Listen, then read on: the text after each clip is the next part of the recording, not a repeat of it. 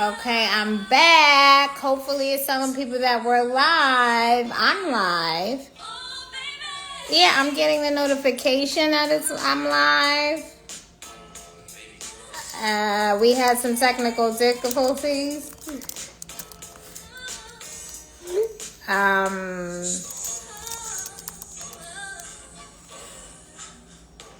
I'm not sure what's going on. Instagramming is Instagramming. Hang on. We're telling more followers that you're live. Okay. Isis, you're on. Is it working now?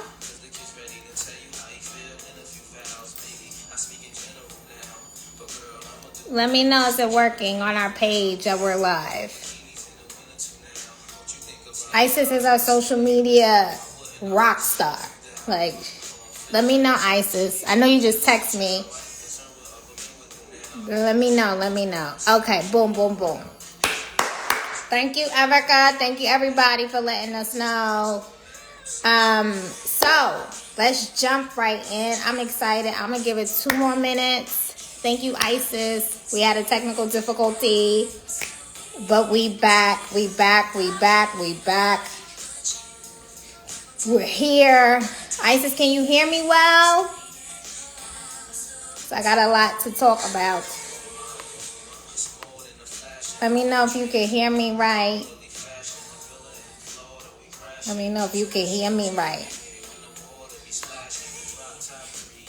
Okay.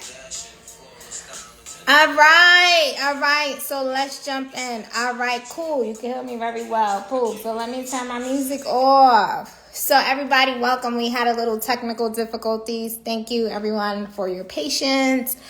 But I'm excited tonight. Everybody get comfortable. Get a pen. Soak it all in. Because I am fitting to teach tonight. And this is the Independent Woman. Is she for us or against us? MastHERclass, part of our Inner Saboteur University series. I'm going to make sure, share with your folks. Share it on your pages. If you're rewatching it on Instagram or on YouTube, make sure you share with anyone who you think it may benefit. Now, this conversation, I'm going to try to teaching curriculum. I'm going to try to tailor it to the majority of who our audience is. So for you, those of you who don't know, I'm founder and CEO of Embrace Her Legacy, and we are a nonprofit personal development organization that focuses on providing different social, emotional, personal, and leadership development coaching workshops and programs for millennial women and Gen Z girls of color. My name is Maria Melendez. I like to say Maria. I have a new last name. If you know why I say that. And I'm founder and CEO of this wonderful organization, speaker, podcaster, author, all that other jazz. If you want to know more about us, you can definitely just check out our website.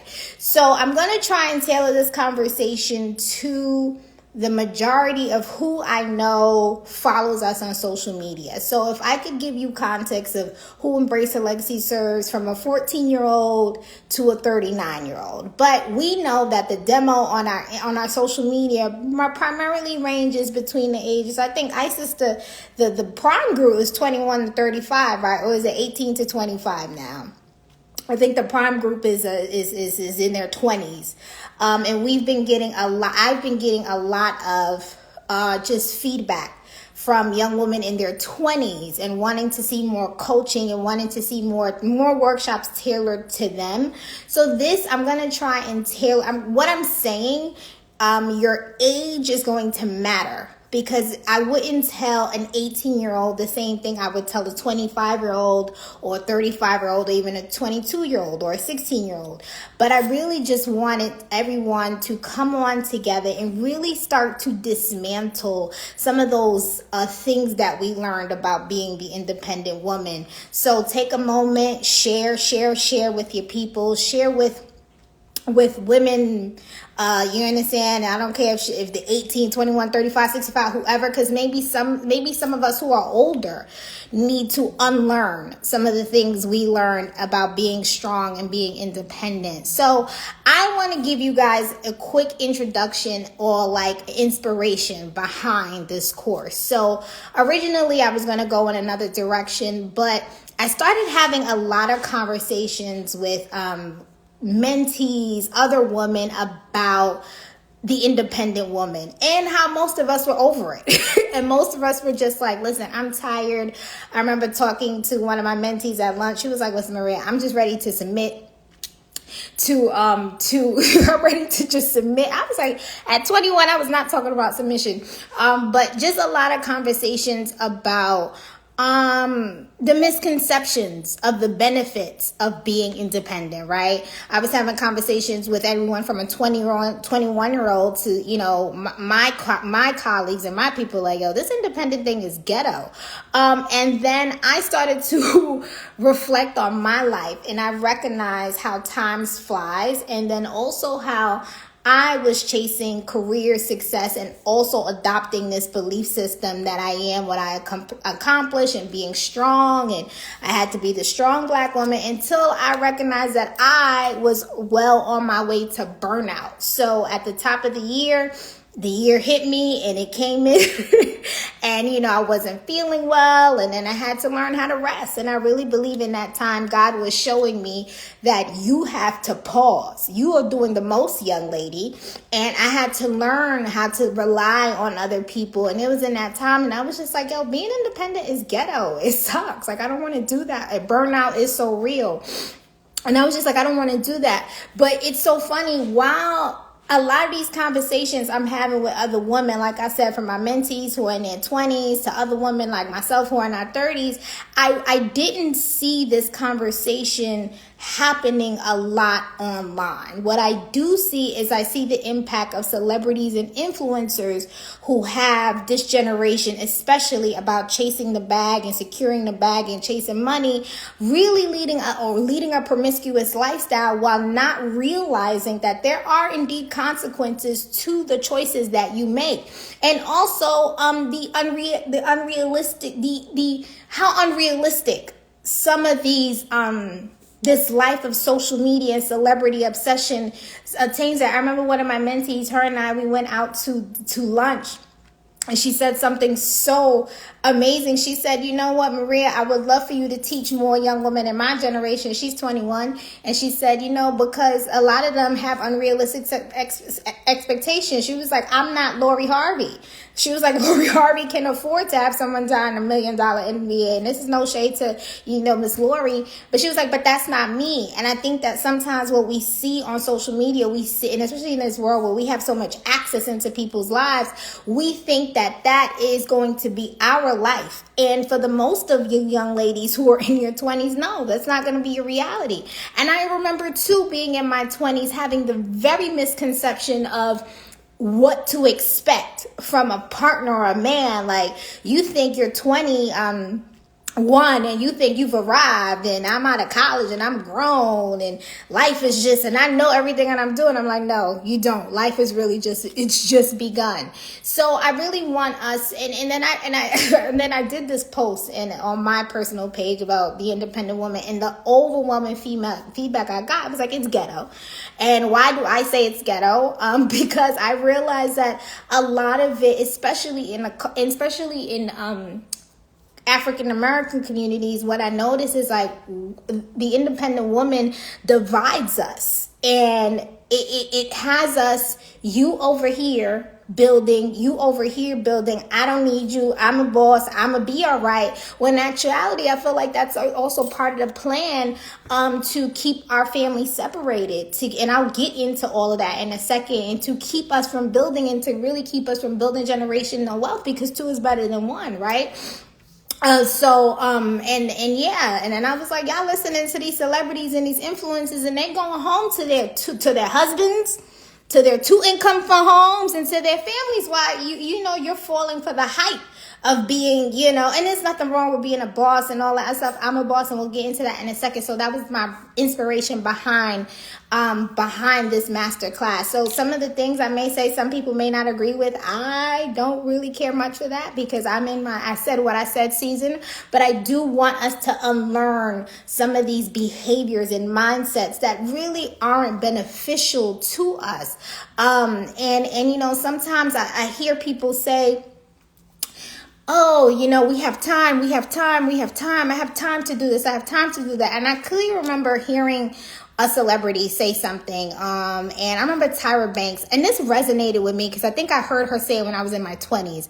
And I remember Tyra Banks saying something. She said, listen, I thought I had so much time. I was chasing my career. I was doing that with this. Nothing wrong with that. We're going to get into that in a second. She was like, and then one day I looked up and I didn't have any much time left. She was having fertility issues, and I believe she ended up having to get a surrogate and all this other stuff. And sometimes we say like, oh, these celebrities, I have all the time in my life. Such and such had a baby when they were 50, or such and such had a baby when they were whatever. And I'm like, yeah, but they have access to resources that you, as a regular schmegular person, may not have access to and resources to. So I felt like it's time that, instead of me complaining about the influences that are out there, I said, let me step in and let me teach from a different perspective to hopefully, like I said, unlearn some of the things that we've learned about what we perceive as strength and independence. And let me tell you something, it's okay to be you should be financially independent. Let me say it again. You should be financially independent as a young woman, right? And I'm talking to maybe someone who in like your 20s, right? You should, in your teens, you're dependent on your parents, but your 20s, you start working, you get out of college, all that stuff. You should be financially independent. You want to be able to take care of yourself, for sure, right? You don't want to live your life depending on others. No. That's not what I'm saying at all. But I do think that sometimes there's something called balance, and anything taken to the extreme is error. When it becomes this, I'm bad all by myself, I don't need nobody, whoop-de-boo, honey, that's rooted in bitterness.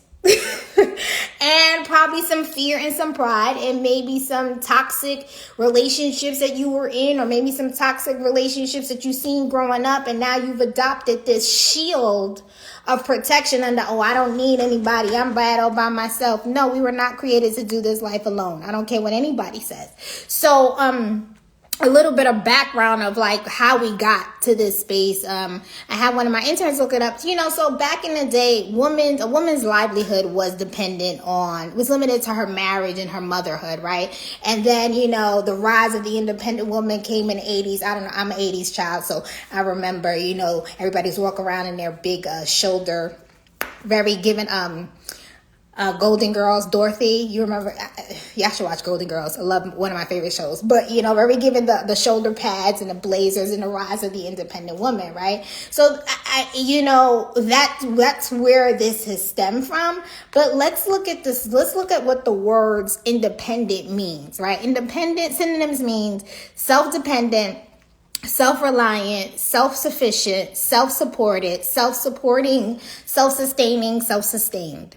And you're like, Maria, what's wrong with that? What's the problem there? It's all about self. That's the problem, okay? When you are relying on your own self and strength for everything in your life, you are headed for burnout. I'm speaking from experience, right? Not only burnout, a lonely life. And honestly, some sort of destruction. You was not created to do life like that by yourself. It's not sustainable.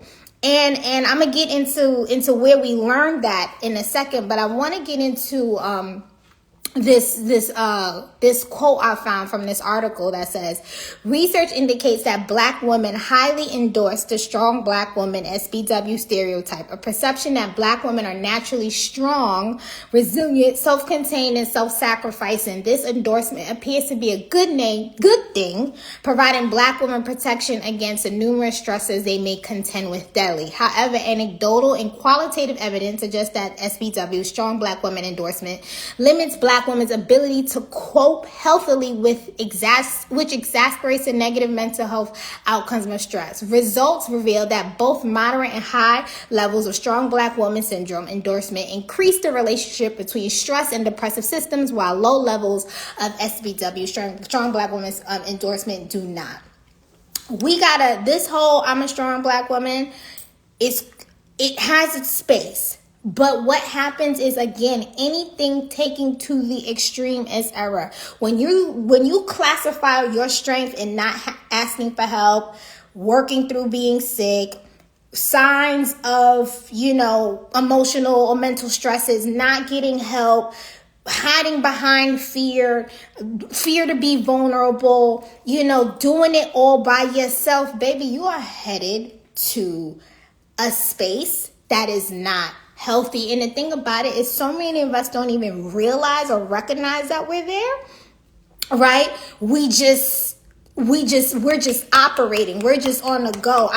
Whoop-de-woo, not recognizing and realizing that we're on our way to a place that's not healthy emotionally, mentally, physically. There are adverse effects of doing it all alone and not asking for help and being a strong, independent woman all the time. And let me tell you why. Doing it all by yourself will lead you to burnout, stress, and, like I said, unhealthy emotional and mental health. We have to, I'm going to say this loud, we have to unlearn the patterns a lot of us saw in the mom and the woman and our moms and the women in our family growing up. They were in self-preservation mode, right? Because they had to do what they had to do to provide for us and provide for you. So that wasn't necessarily strength. It was survival. They were tired too. Mommy having to work 2-3 jobs to get you through school, all this other stuff, and daddy leaving the home and her having to pick up the pace. Was that strength or was it survival?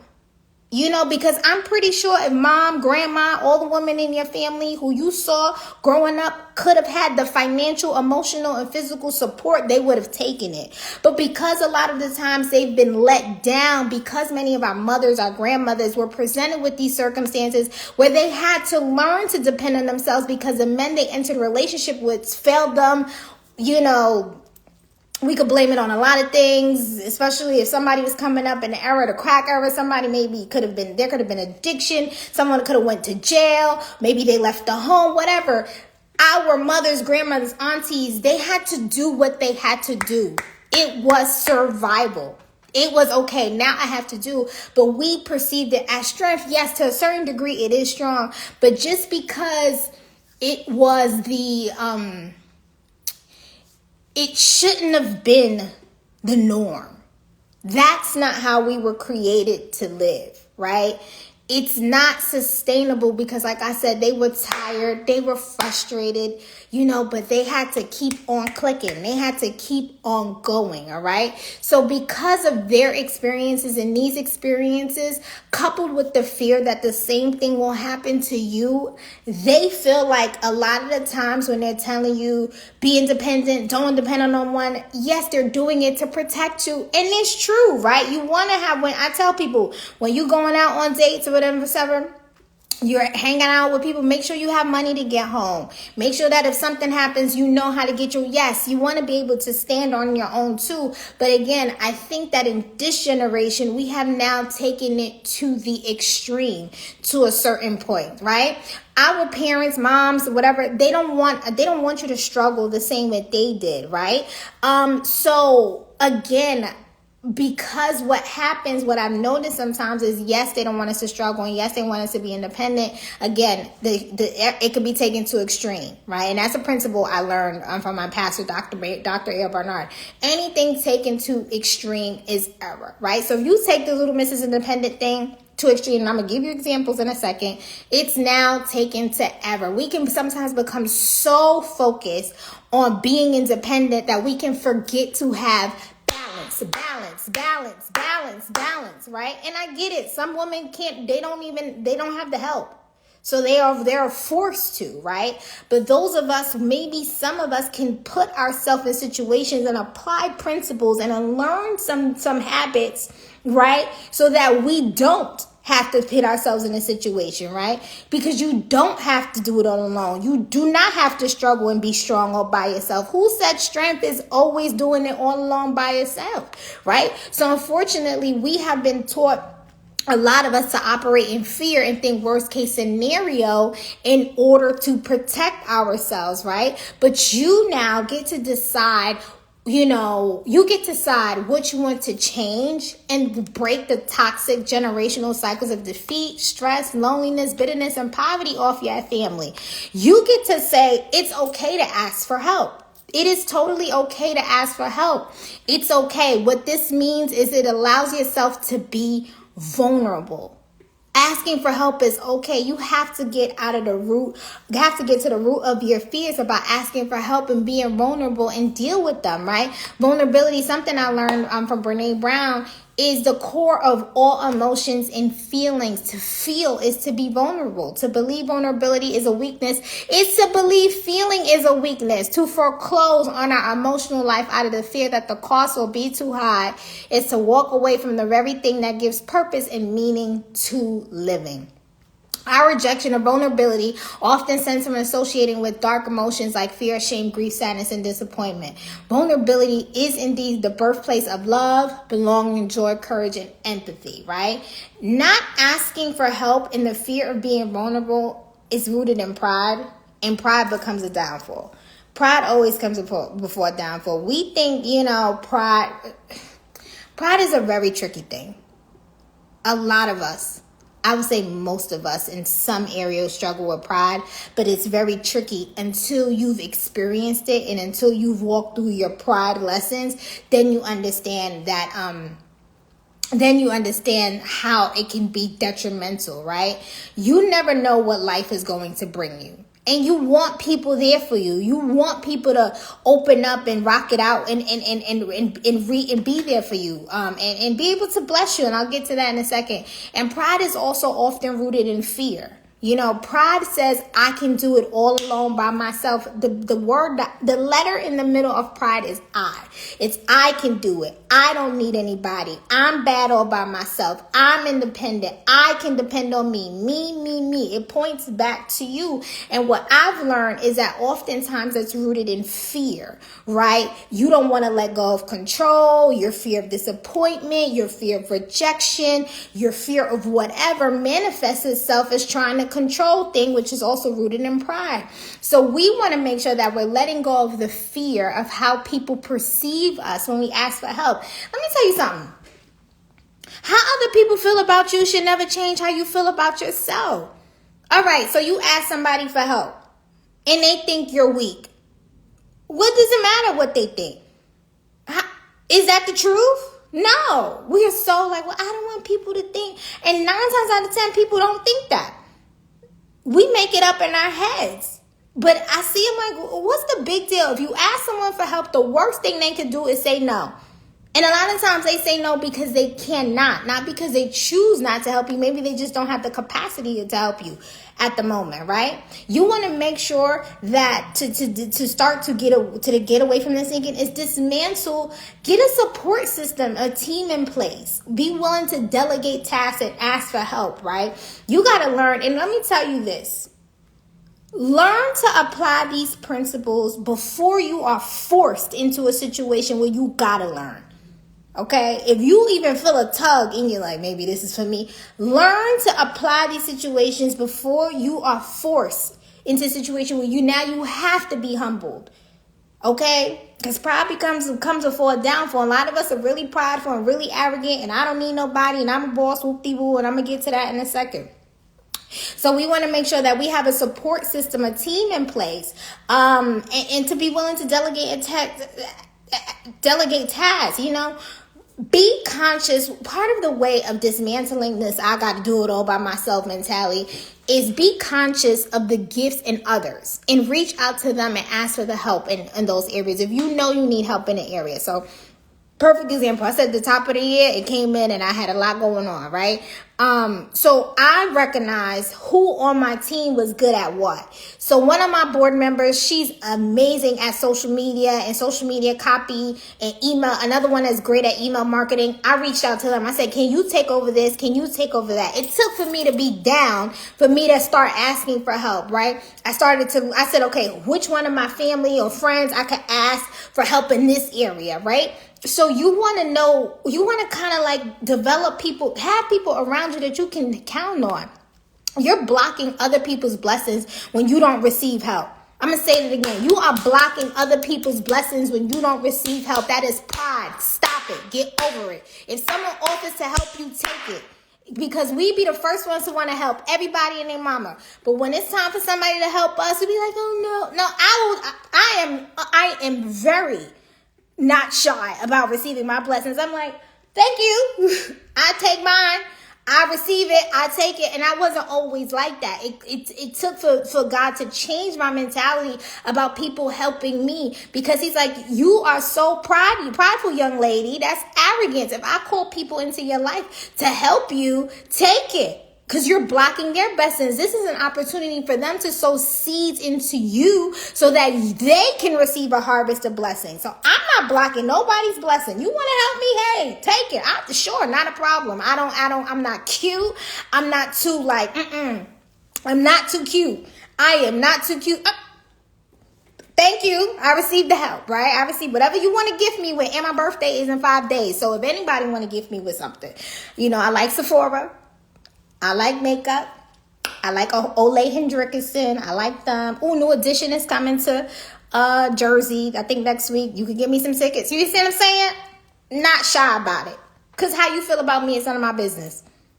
Okay? So we want to make sure that we're putting ourselves in situations where it's okay to receive the help. Now, if you struggle in this area, something that I've done is like, ask God to show you who you can lean on for what, and who doesn't have your back, or who you need to bench in a certain season. Like, just because someone is a great friend in this area, they may not be the strong suit. Maybe it's somebody that you can reach out to and talk to.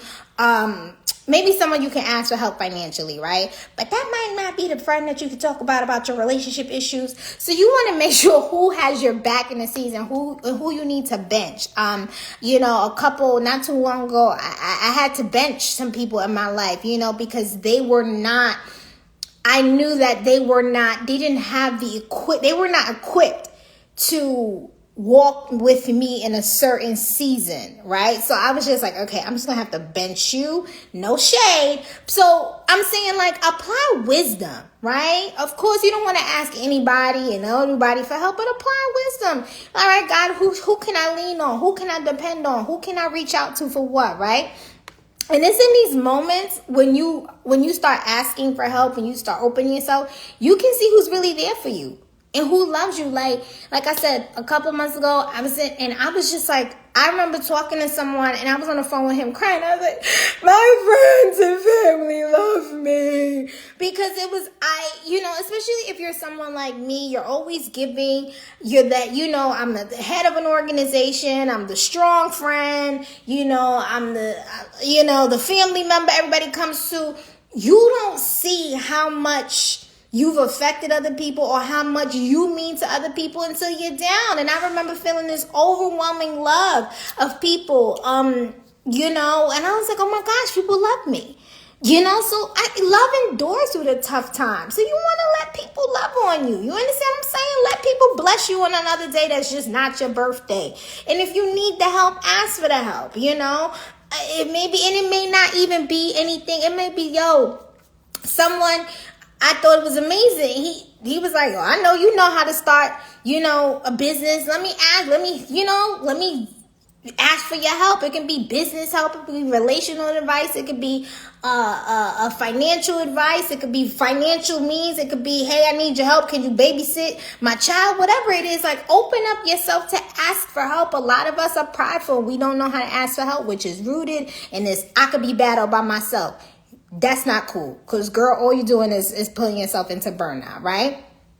So, and another thing I want to leave you this is don't take the bait of offense if someone isn't there for you the way you were there for them. I'm going to say that again. Don't take the bait of offense if someone isn't there for you the way you weren't there, the way you were there for them. Some people just don't know how to love or receive love. Just take note and let it go. You know what I'm saying? Like, don't get bitter about it. No one's worth your bitterness. Trust that God will pay you back, not the person. So maybe you gave somebody money and when it was your, don't worry about that. It's not that big of a deal. Or maybe you were there for them.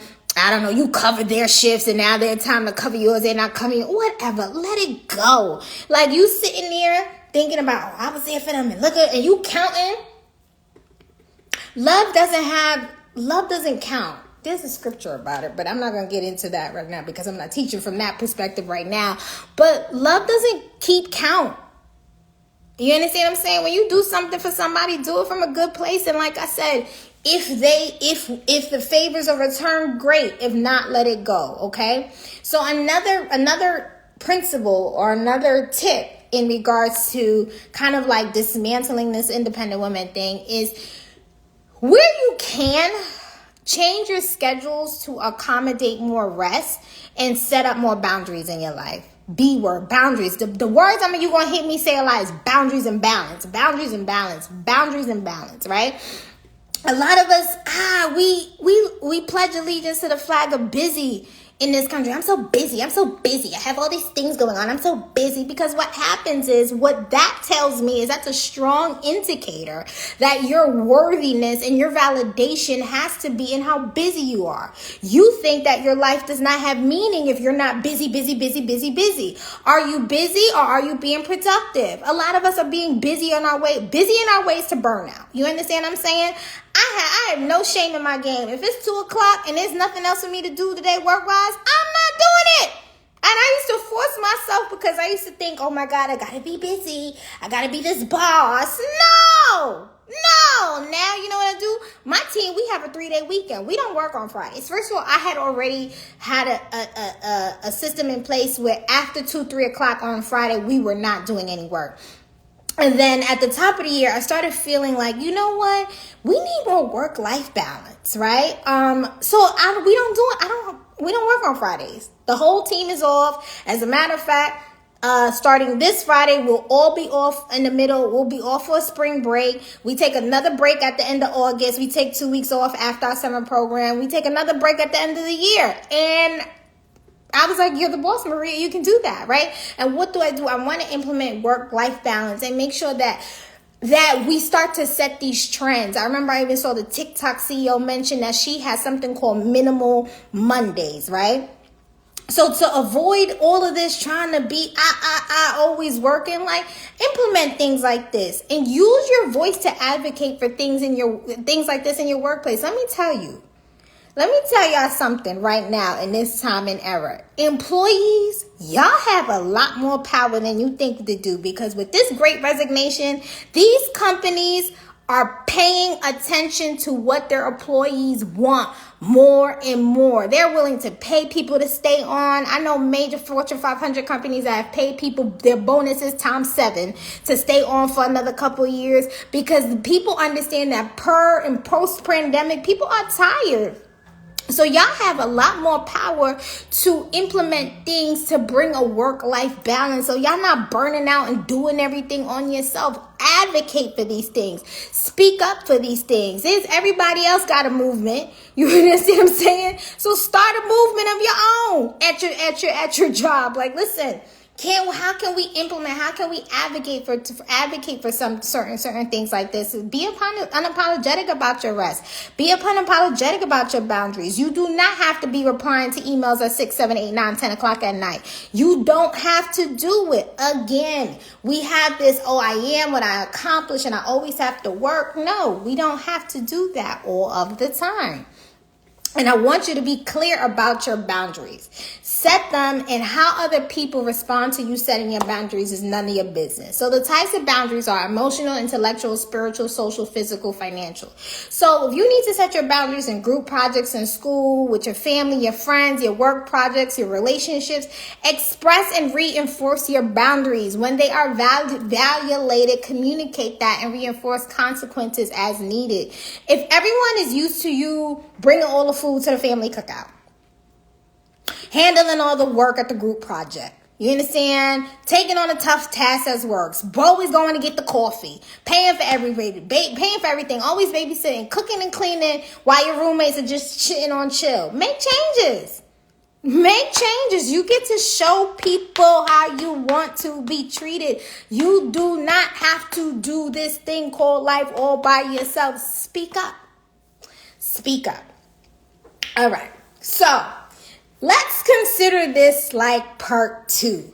Part 1 of the teaching was focused on your emotional well-being, really stepping up and learning some of the things that we learned from our parents, from our mothers, grandmothers, about the perception of strength and self-strength and survival and self-preservation and unlearning some of those things. And part 2 is fitting to get juicy. Because now we're going to go into relationships and family building and the effects of thinking like strong little Mrs. Independent and how that's not helping us in our relationships. Like I said, some of y'all fitting to like it, some of y'all fitting to not. How you feel about it is none of your business. So this part of this teaching is necessary in this I'm a boss, right? This little Miss Independent. We're going to talk about how it's showing up in our relationships, romantic ones. And I have to give credit on this part of this curriculum to my sis, Miss Keisha. I love you so much. I texted her because we was again, all those conversations I was having with women about relationships, family, independent, and all this other stuff. And Keisha, you have been such an amazing human being in my life. You understand what I'm saying? So Miss Keisha, I want to give you your props and your credit for hitting me with these curriculum notes to teach. And you'll hear me hear her notes and my notes, but I just wanted to, give credit where credit is due. Again, one of the things about being a teacher is that you're always a student. I'm always learning. I'm always asking questions, and people feel like you're nosy. I'm like, I'm not nosy. I'm learning. I'm asking questions to get understanding, so that I can teach. So one thing what we discussed is that, we are in this climate of I'm a boss, right? Now let me add in my note here. I'm a boss. That doesn't mean I do it alone all the time. Being a boss does not mean doing it alone all the time. That's like I said, turning yourself into a downfall. We've adopted being a boss, meaning that I have to be bad all by myself, right? So, like I said, I've learned to depend on people. And a real boss knows how to delegate and is not afraid to. My team is way more hands-on now, right? You need people and people need you. So the main nugget in this section is for young women.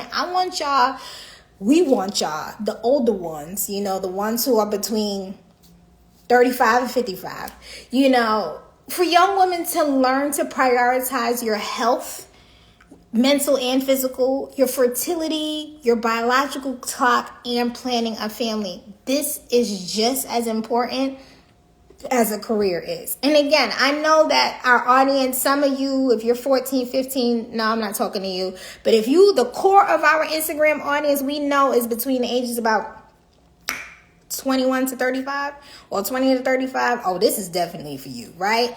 Because a lot of times in our 20s, too much time can be wasted on unhealthy relationships with immature people who do not share your life values and goals. I'm going to say that again. A lot of times in your 20s, too much, and even into your 30s, into your 40s, too much time is wasted on Unhealthy relationship choices with immature people who do not share your life goals and values, right? I'm going to say it again. A lot of time, too much time is wasted on unhealthy relationships choices with immature people who do not share your life values and goals, right? So there's this misconception that we have. Oh, baby, that I got so much time. I'm going to be out here following these celebrities and these influencers who go home to their 2-income homes, to their families, and to their children while they got you acting a fool out here, chasing the bag and doing all this other stuff, right? So there's this misconception, and I'm a flex, and I got all this time. That depends on how old you are, because these years fly. Okay, I'm gonna tell you this. I don't know what happened after 21, but you blink, you wake up, and you're 35. Okay, so you want to be cognizant and intentional about the decisions that you are making, especially as a young woman in your 20s, right? Early 30s, because these decisions are setting you up for the rest of your life. You want to make sure that you learn and live by your values early in life. And how do you do that? I got you. You want to know what you value? Look at how you spend your time and your money. This is a strong indicator of what you value. The numbers don't lie. So you can't tell me, Maria, I value eating healthy, right? And I see you eating Chick-fil-A 17 times a week. You know what I'm saying? It's like, nah, that's not how you don't value eating healthy. You don't ever exercise. That's how you spending your time. You can't tell me, Maria, I value my relationship with God, but I'm like, okay, so when do you get quiet and spend time with God praying? You tell me once a month. I don't know if you value that, right? So you want to make sure that you assess what you value and you make a list. If you don't like what your values are telling you right now, boom, that's why you're watching this, because you can change it. You want to make a list of your top 3 to 5 core values of your life, right? Your values just shouldn't be like 10, 15. You want to make sure they're 3 to 5, and you want to rank them. So let's say values can be like family, health, career, legacy, faith, right? And I learned this from my pastor, Dr. A. Bernard. So you want to pick whatever your 5 values are. And not only do you want to pick your 3 to 5 core values, you want to then rank them in order. Okay. So you want to say, all right, my first core value is faith. My second is family. My third is career. My first is health. My second is family. My third is, our legacy, whatever. You want to make sure, okay, so you want to 1, identify your values. Make a decision what your top 3 to 5 core values are. And part 2 is rank them in order. Okay. So once you start dating with intention, you should then take those values, what's important to you, and you should then only, when you're dating with intention, date people who not only share the same values, but it's important that they're ranked in the same order that as yours, right? So so let me tell you where we mess up sometimes. Because you meet somebody, ooh, whoop-de-doo, we going on dates, we dating, and that person tells you they value family. And you're like, I value family and marriage, right? They're like, oh yeah, we share the same values. But what they didn't share is that you value family up here and they value family somewhere down here. Right? So there's going to be a disconnect, because while it's something they value, it's not on the top of their list. They may value career over family. You may not value career over family. So career is up here, your family is up here, their family is out there. They're going to make decisions that align with the value that they profess and they practice, because you practice your values of career.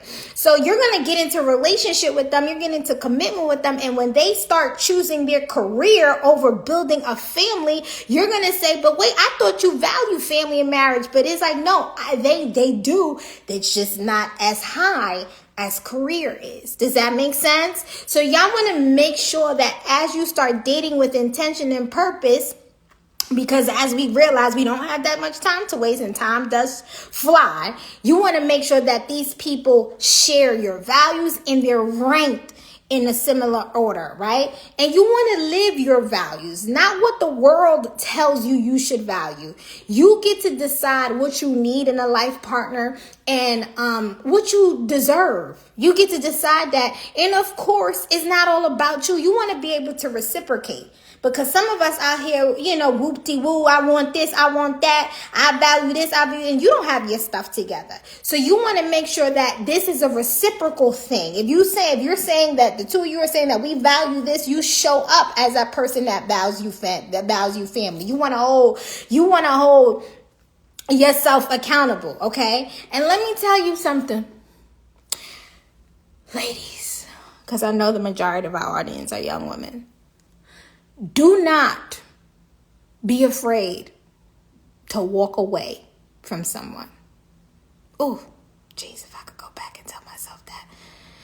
Do not be afraid to walk away from someone who does not share your values, is not trying to give you the time of day, okay? It's not worth it. Don't be afraid to lose. Men pay attention to what you do. Your actions, not what you say. They pay attention to your actions. So you can profess, oh, I don't want to deal with you. But baby, if every time he call, you answer. Every time he hit you up, you show up. He's not taking you seriously. They pay attention. Men respect the women who are firm on their values. And let me tell you, they will test you. They will test you to see if you mean what you say, okay?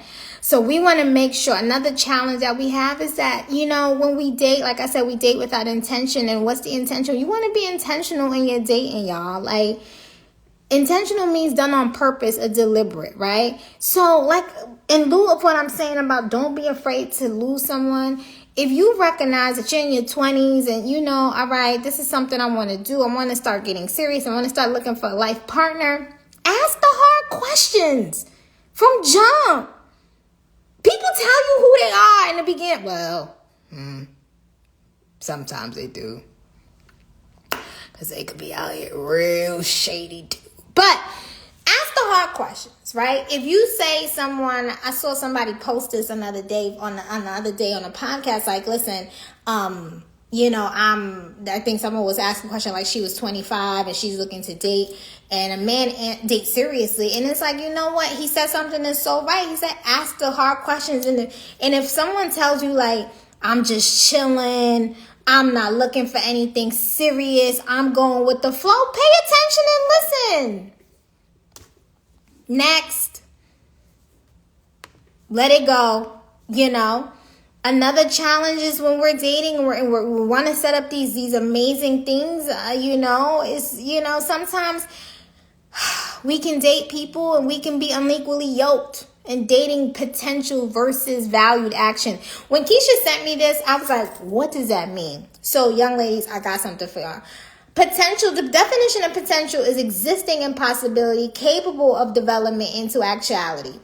This means it's possible, but it may not always be there just yet, right? So you want to make sure that after a certain age, you are avoiding dating potential. You do not have time to waste.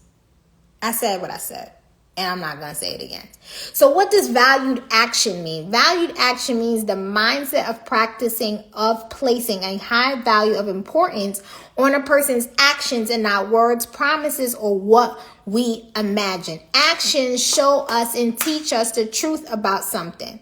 Somebody can profess one thing and practice another. So as you start intentionally dating and you're saying, all right, cool, let me see how I can show up better in these relationships. You want people who actions demonstrate who they really are at the heart level, right? So what this is the focus on intentionality, right? And removing doubt and confusion when you're dating or in a relationship. It's called valued action because the action will show up as one of two things. It's going to be agreeable with your spirit and how you want to be treated. This means the person is adding to you in your life. Not being agreeable to your spirit and how you want to be treated is another thing. Let me tell you, your spirit will speak to you. When you start having inclinations about somebody, follow that. right? This person may be lowering your worth, right? So I think in the culture that we're in, and if I haven't emphasized it enough, there's a lot of focus on jobs, career building, and accumulation of educational degrees, which is great. I am educated to the T, and I got the student loans to prove it, right? Well, temporarily, because I am not coming into agreement with holding on to them loans anymore. But I think that sometimes, it should be also, especially for young women, especially once you start getting into your 20s and you start stepping out into this world, you should include family planning and fertility. And I'm going to get to that in a second, because my, oh my. Now, let's get something clear. This is not a license for you to run after any person or acquiesce your entire career for someone at 18 or someone who isn't serious about you. And this is a license to go and, get into a relationship with a bozo and stop building your dreams and careers. Absolutely not. This is not a license to do that. No. You want to travel. You want to build your dreams, the career, the businesses. You want to get the experiences. You want to go to school, drop out, start the business, go back to school, figure it out, right? Try different careers, study abroad, keep going and enjoy the youth, right? When you're young and you're single and don't have any children, this gives you time to learn yourself and to focus on these things and to date and to learn who you are. Go do that.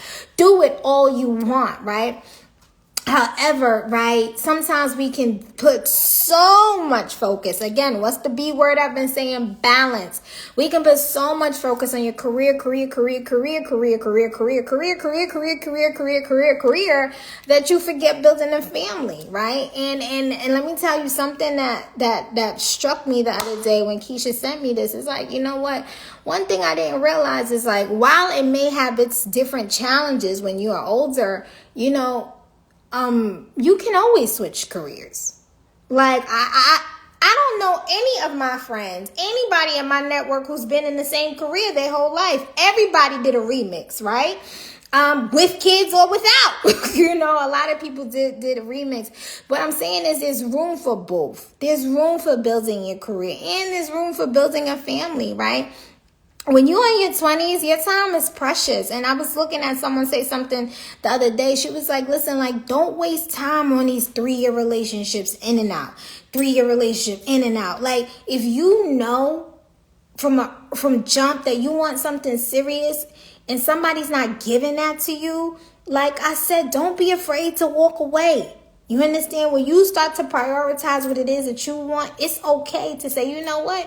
This is not for you, right? So we, unfortunately, as women, have a certain time that we can reproduce. I hate to say it. It's the truth. And there's this notion that I have all the time in the world. And like I said, this is different if you're 18 as opposed to if you're 28. Or if you're 35, if you're 25, and I'm not saying that you still don't have time, but make sure that your decisions when you're 25, when you're 28, when you're 21 are going to be decisions that your future self is going to thank you for. Let me say it again.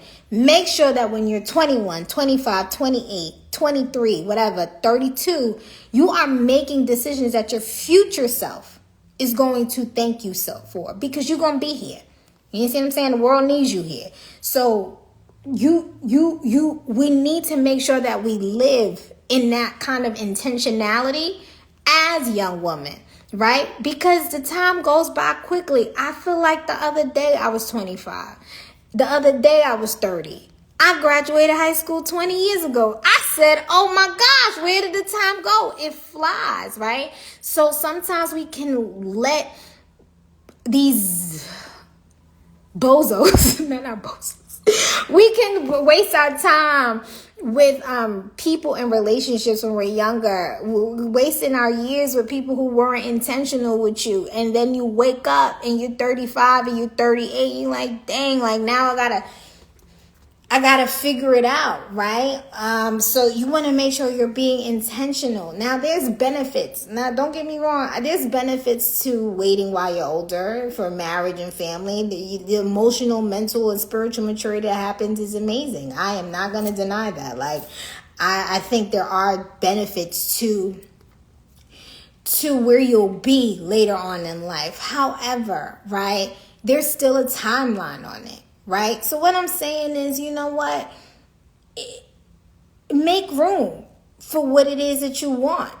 And you know, if you say, listen, I want a family, like I said, I'm not saying forego your career. You want to make sure you okay and you out there, you living. But if something comes up and it's like, listen, I have this opportunity to be with someone and I can build a family, then you know what? Hey. And again, this changes it depends on how old you are. But I definitely say that there's benefits to just being cognizant of the timeline presented for building a family. And let me tell y'all something. I know a lot of women who are now past childbearing age. And I didn't understand a lot of career women.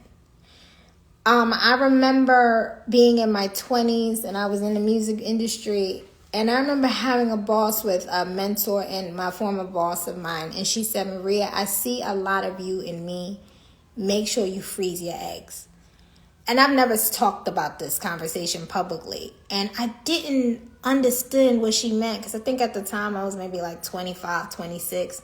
And she said, Maria, by the time I looked up, it was too late. Don't make the same mistakes I did. And like most young women in their 20s, I thought I knew it all. I was in a relationship with someone and I thought that was going to be the person I was going to end up with. So I'm like, I got time. Until I remember when I turned 35 and I was like, dang, time flies. And I started having those conversations with myself. And I'm like, okay, Maria, you are getting older.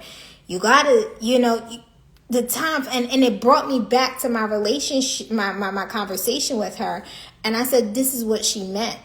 And she is not the only woman who I've had those conversations with who say, make sure you're intentional about what you're doing in your 20s and your 30s, because you, unlike a lot of these other people, unlike men, I'm saying a lot, unlike men, you have a timeline, right?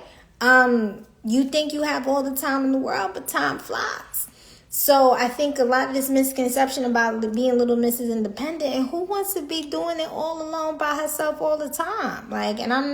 This conversation can be it can go so many different ways, and I would love to, and I'm going to continue this series, but now I get it. And I think that in your 20s and when you're young, you think you know it all. Oh God, but you don't. You don't. You really don't. You just don't. So, like I said, this is section 2, and I'm about to wrap up in another couple minutes, but there's beauty in building a family, in marriage, in relationships. There's beauty in that. There's power in that. 2 is better than 1. Always. You can do more and go further with 2 incomes than 1, right? I remember I recognized that when I went to a graduation party, from my niece and my nephews. One day I had one day, because someone came with me. My nephew got. My niece got $40, and then my nephew the week before got $30 because I was by myself. And that's the reason why I'm like, there is, because, someone was with me. We both were able to contribute to the card. And that's when I realized, I said, 2 incomes is better than 1. 2 people bringing in income is better than one, right? And when two incomes and building a relationship and building a family, helps break the cycle of poverty in our families and our communities. Sometimes if it's a one income home, you want to send your kids to school, the kids got to go into debt. You understand what I'm saying? For college, and then that sets them apart, because when they that sets them back, because when they come out of college, they already 20, 30, 40, 50, 60, $100,000 in debt, which the way the system in this country sets them back with their credit and all this other stuff, right? And all those things can be hindered. And I'm like, wow, there's so much beauty in having a family and having two incomes. And what is it? It better the chances of breaking the cycle of defeat and of poverty in our communities. Love doesn't have to be hard all the time, Love takes work, but anything else in life takes work. We be the ones, if your boss tells you to come in early, to leave late, you do it. But when it comes to relationships and building a family, we don't want to apply the same amount of effort, right? I don't want us to base a philosophy built off of failure, right? We don't have to be bitter and think our love and relationship has to come with so much heartache, right? Or we are afraid to love and open ourselves up to love because of what we saw happen to mom, grandma, aunties, and everybody around them. That only builds bitterness and resentment. I'm never going to be like that. You're just putting up a wall. You know what happens when you put up a wall? Nobody can get in and you can't get out. So, if that's you, I recommend doing the work, healing, and moving on with great expectations, right? And there's beauty in partnership. And when we let go of this little Mrs. Independent, it allows our men to lead, right? So you can stop being little Mrs. Independent all the time. Let me tell y'all something. This very misconception that a lot of men have had about me, and a lot of people. It's like, listen, I'm a boss. I'm making decisions from the moment I wake up to the moment all day. When I come home to my man, I don't want to make any decisions. I don't want to. I'm like, I just want to be dainty. I want to be feminine, open the doors, take out the trash. I don't want to touch anything. I don't want to clean the shrimp. I don't want to do anything. I just want to show up. There's beauty in that, right? And I remember he told me something. He was like, yo, like, you're not a lot. He's like, a lot of times women don't know how to turn that hat off. They come in the house, and I get it. Sometimes, a lot of times you've been in a situation where you got to come in and you got to be the boss. And I'm like, I don't want to be the boss when I come home. I don't want to be Mrs. Independent. I want to be Mrs. Dainty, independent, and taken care of, right? And I remember one time, I didn't even know how I was programmed. I remember I went on a date, and, he wanted to walk me to my door, and I fought him and contested him. And I had been so programmed to doing everything by myself, being little Mrs. Independent. I don't need your help.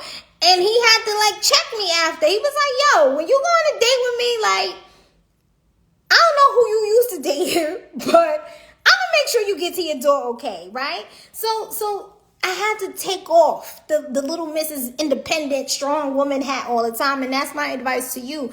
Allow your men to lead. Allow them to schedule dates. You don't got to be in control, right? Because of your fear. And I'm going to get into a little bit more of that in a second. If he's trying to show up as a man, let him do so. Take your little Mrs. Independent hat off. But he has to earn that.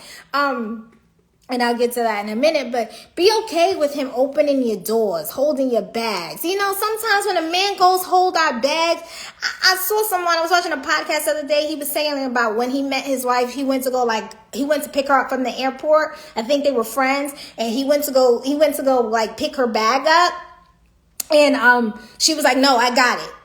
I'm like, he was like, yeah, she was trying to be little Mrs. Independent. I'm like, dang, we don't even let these men carry our bags. Now I'm looking at the Uber man. Let me tell y'all something. I will look at the Uber man I will roll my eyes. I'm like, if you see me here with this luggage and you do not help me, I am not giving you a tip. I am going to rate you with a 1 because I expect you to help me with my bags, right? So it's little things like that. We've been programmed and conditioned that, oh my God, I gotta did it all by myself. I gotta be little Mrs. Strong and independent. But look at these arms.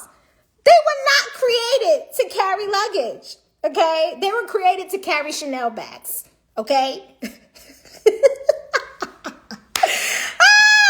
But we've been programmed to be in defense mode as women, right?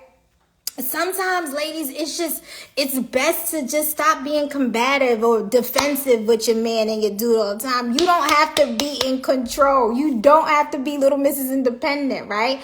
There's a time and a place to say what you gotta say. Sometimes these men just need us to listen and to hear, right? You don't have to always contest everything. You don't have to show how smart you are in every situation. You don't have to always be right. It's kind of like, that coworker that always pushes back on your ideas, and sometimes it's like so annoying. You come up with a good idea and I'm like, well, I think we should do it this way. You don't want to be that in your relationship, right? It's a give and take.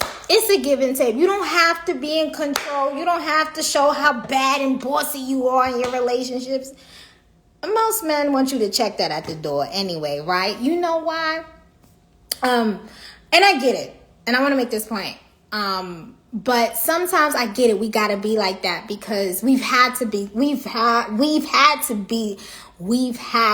operate like that because of the people in our lives, men who dropped the ball, whether it's past relationships, unpresent dads, the people you could depend on, right? And we've had to step in and make decisions all the time. So because we fear disappointment, there goes the control. But again, we unlearning. We are unlearning because you don't have to be in control all the time, and this is not, again, everything has balance. This is not an excuse. You do not want to relinquish control to someone who has not earned your trust to do so. Okay. And what I'm talking about is like submission and all this other stuff. No, not everybody deserves that. Let me make that very clear. Not everybody you date, every man, whatever, deserves this. That's earned, right? That's not just with anybody who comes in your life. And that's with anybody. Like, my team, some of my team members had to show me, all right, I can trust you to run that social media campaign. I can trust you to run that meeting, right? You want to make sure that some people earn what it is, the trust that you're giving them, whether it's to lead in a relationship, to make the final call on a financial decision or to lead the team, right? You want to have your litmus test. So for me, my litmus test when I started to date with intention was setting up dates. So for me, I was like, if I can't trust you to lead a date, if you got to call me and ask me every other question about a date, like my homegirl said, how am I expect you to come in and help me with the Con Ed bill? Like, you see what I'm saying? Like, it's just like, bro, that's basics 101. For me, that was my litmus test. I'm like, if I can trust that all I got to do is show up on the date, boom, we got something. You understand what I'm saying? So it's okay to let others lead, right? It's okay to acquiesce control. You don't got to be little Mrs. Independent all the time, right? Men have feelings too. They need to be heard and valued just as much as you do. Sometimes we take this, everything is about me into our relationships. No, the relationship is is reciprocal. All right. You want to learn your man. Let me tell y'all, ladies, don't tell them I told you this. They gonna be mad. But there's so much power in your femininity, in your daintiness, in your softness. There's power in it. When you lead with your accomplishments and your accolades, it screams your worthiness in what you do. And again, most men, let me tell you something. Most men don't care about a real man. Doesn't really care like as much as you think they do about your career, how much money you make. They appreciate your ambition. They appreciate that you got your own bag. It shows about you, but it's not like, oh my God. It's not the end all be all to a lot of men that I've had conversations with. And this is not coming from Maria thinks she knows it all. This is coming from all the conversations I have with men, real men. One thing, and a little caveat I'm going to put in is, you know what, ladies? If you want to really build on yourself and really building relationships, and start talking to other men from a very humble perspective. So one thing that I've learned to do is, especially when I wanted to, especially when in my relationships, it was being presented to me that I kept on showing up like defensive and little Mrs. Independent, and I'm just like, oh, I don't like that. So let me change that. And, you know, I became a student, and I started just having conversations with men about what men want. And I tell y'all, I could write a whole book at this point. I could produce a whole movie, because they all think the same, especially after a certain age. And they all were saying the same things. And one thing I noticed is I just had to listen. I had to listen and not be defensive. So I say that to you, like, ladies, that's a nugget. Listen to men. Listen, and I'm not saying like, I'm just saying listen as far as like, have your ears open. Hear what they have to say. It's up to you to apply. You don't have to apply everything they say, because a lot of times these men say, I'm like, I do not agree. I'm not doing that. But you also want to make sure that you are someone who listens and gets feedback. The same way we get feedback. Again, we do feedback sessions with our coaches, our managers, our bosses all the time. It's nothing wrong with getting feedback on how you showing up in a relationship. Okay? Because let me tell you something. Another thing. Men need help. I didn't say that. God said that. That's the scriptures. They need help. It's not good for them to be alone. That I didn't. So if you a man, you watching this and you feel away, you got to take that up with God, because I didn't say that, right? But you know, they need help, and we were created to be their helpers. And vice versa. But you know, I won't get into that in a second. But like I said. And a big thing I want you to take away is that a lot of men don't care, because they don't really care as much, because men have been taught to be protectors and providers. So at the end of the day, he's probably seeing your money as your money and his money as your money. Does that make sense? So because he's not expecting most, I'm going to say real men, most men who apply to a certain mindset and principle, he's not looking at, oh yeah, her money is, I'm gonna go use her for her money. No, he's a real man. A man who's serious about you is thinking about how he's going to use his money to build you guys' legacy and family. And he may consider your money, yes, but it's not a priority, because he's looking at it like, nah, I gotta make sure. A man is looking at it like, I gotta make sure my family is good, protected and provided for, right? So that's just another nugget yet, right? Another nugget there. And again, there's power in two. There's power in two people coming in agreement in prayer. You can go further into. And these last thing I want to leave you with is like, you know what? Like I said, the same way you put effort in everything else in your life, be intentional about how you're showing up. You know, we go so hard on our family. I remember Jim Rohn has this quote, and Jim Rohn is a personal development, motivational speaker. He's passed on, and he said something. He said, you know what, if you want to build a fortune, work hard on yourself. You understand? Something similar like that. And it's like, sometimes when you work on yourself, and when you're intentional about the things that you can do within yourself to attract the opportunities you need your way, you won't have to go chasing after anything, right? Sometimes we go so hard on chasing and being and doing that sometimes it's chasing this status, chasing the bag, chasing the relationship. Well, all you got to do is focus on building yourself, right? And being intentional about building those things that matter to you, right? And like I said, you can go hard. It's okay it's okay to want a relationship and want marriage and not want to do life by yourself. It's okay. You just have to be intentional about that, right? You want to study, you want to show up, you want to adhere and put the effort in, just like you would of your career. If your career means that much to you and your relationship means that much to you, you're going to invest time and be intentional about it, right? And my final note that I want to say to this is, especially to my young women, honor your bodies. I said it, and I know that's not popular nowadays because we are living in a very hypersexual world. And I remember coming up, and I'd say this to my friends, it's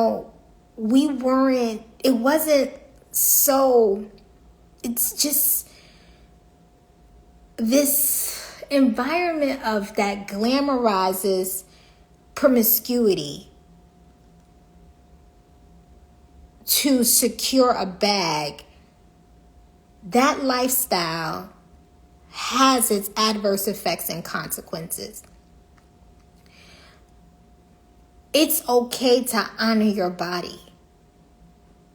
Okay, your body is not a tool for you to get money or to secure a bag. Your body is a temple. Treat it as such.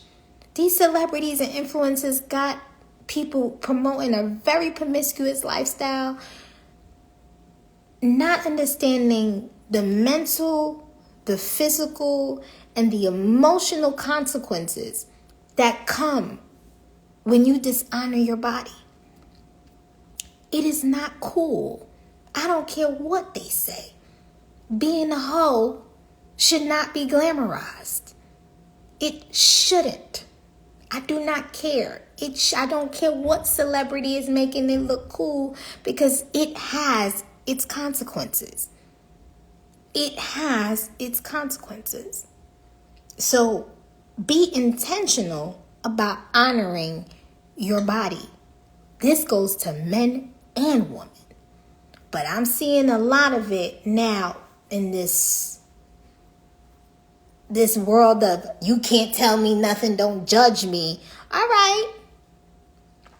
But those decisions that you are making to your body catch up with you. And there's so much I can say about that, but I won't go there tonight. But those decisions, every decision you make has a benefit or a consequence.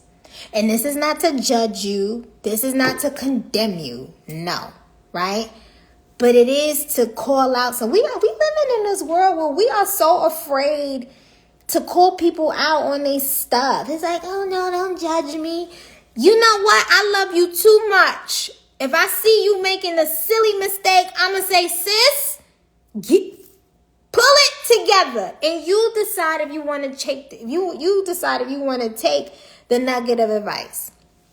But baby, every decision you make has a benefit or a consequence. And we got to stop getting away from this world. Oh, no, don't judge me. And I just want to live my life. And we don't tell people the hard truth of the effects of the decisions that you make as a youngin'. I know people right now, if they could go back and say, dang, I shouldn't have did that, they would.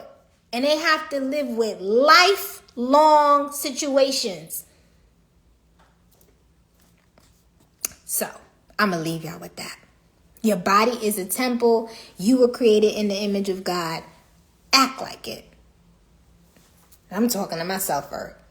You see what I'm saying? Honor it. Eat right. Spiritually, mentally, physically. Take care of yourself. All right?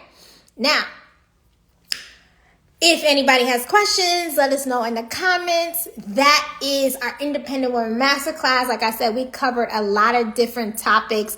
We went from the benefits of, the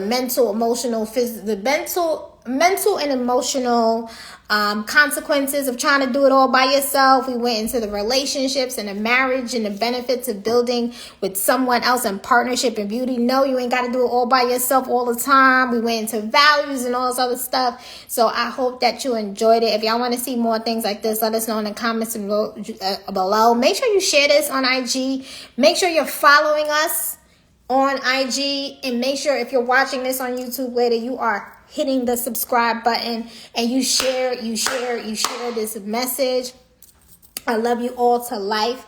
And I've been talking for over an hour now, and I'm going to go and call it a night. Make sure you share, you repost. I hope everybody enjoyed this. Good night.